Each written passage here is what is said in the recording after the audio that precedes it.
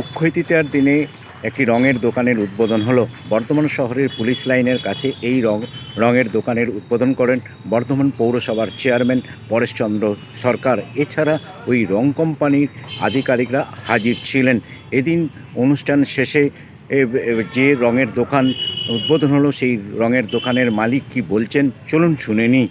অক্ষয় তৃতীয়ার দিনে আজকে 30শে এপ্রিল আমাদের এই দোকানের উদ্বোধন করা হলো। আমাদের মাননীয় চেয়ারম্যান মহাশয় আমাদের ফিতে কেটে দোকানটা শুভ উদ্বোধন করলেন। তো এইটা আমাদের একটা রিলেটিভ বিজনেস, আমাদের আরও যে বিজনেস আছে এটার সঙ্গে এইটা আর একটা যুক্ত হলো। তো এটা আজকে উদ্বোধন হলো। আজকে কি দিন, কোন দিন? হ্যাঁ, আজকে কোন দিন? আজকে অক্ষয় তৃতীয়া, একটা শুভ দিন, ওই জন্য এই দিনটি বাছা হয়েছিল উদ্বোধনের জন্য। কে করলেন? ওই মাননীয় মহাশয়, চেয়ারম্যান মহাশয় পরেশচন্দ্র সরকার। বর্তমানে বহু পুরনো আমাদের ডিলাক্স পেন্টসের দোকান আছে এবং আমরা এখানে বিগত 40 বছর ধরে ব্যবসা করছি।